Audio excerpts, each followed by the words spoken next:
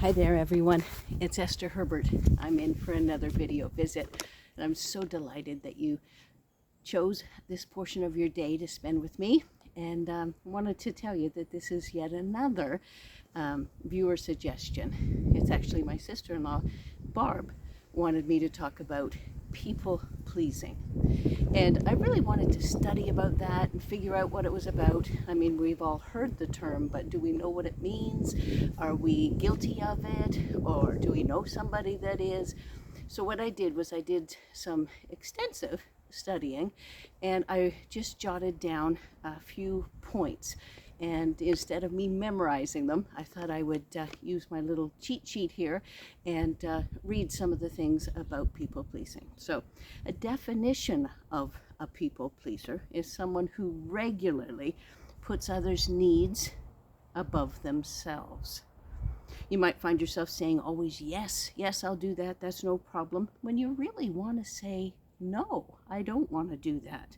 Or agreeing with somebody's opinion. It's not your own opinion, but you're just agreeing to go along and not have any conflict or problems. People pleasers often act this way because they want to be liked. That's probably the number one thing. They think, well, if they agree and say yes and so forth, people will like them. They want to fit in, and as I mentioned, to avoid conflict. People pleasing might seem like a good idea. Why not? It seems like the best way to get along with people. But this behavior has some pretty dire consequences for the person who is one. So one of those things is anger and frustration because you're keeping it inside. You're, wanting to express yourself, but you don't, and then you get angry, you get frustrated, and that's not a great way to live. Your mental health takes a big toll when you're angry and frustrated. Burnout, you're just like, okay, I've had enough of this, I can't handle this anymore, and then you're completely burned out, and you're, not engaged with the people that you love and care about because you're completely done, as they say.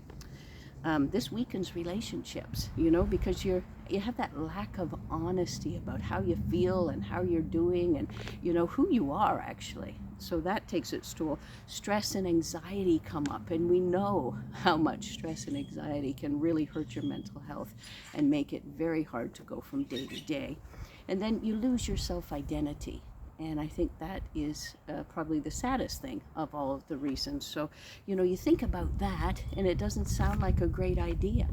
So I've put together a few things that I think might be good tips on how to get rid of people pleasing. So you got to set those healthy boundaries. That is so important.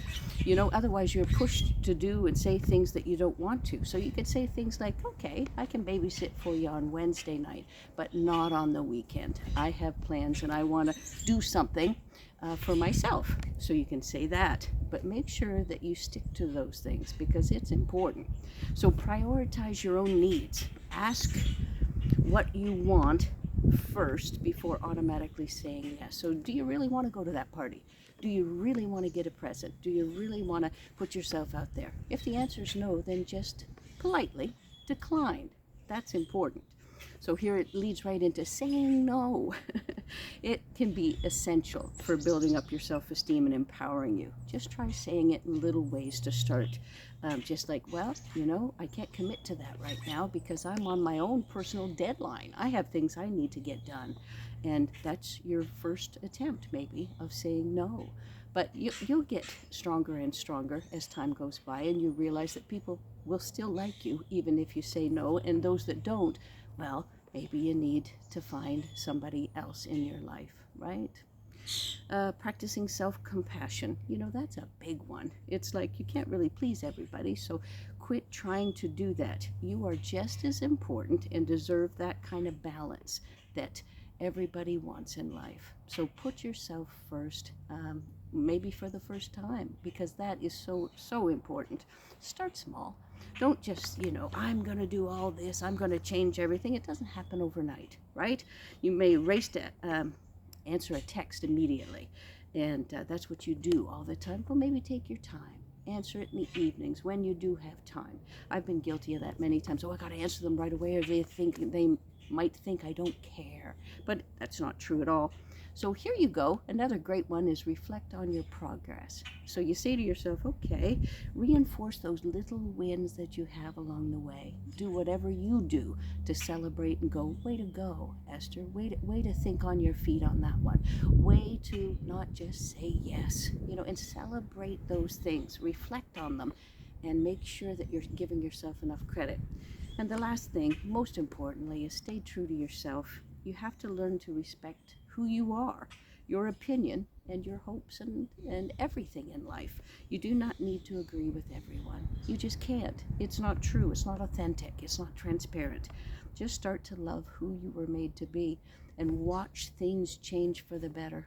Okay, I hope you enjoyed this. Barb, thank you so much for this suggestion. Any other viewers out there, give me a suggestion. I'll do my very best to research it and see what I can come up with. But remember, you are important.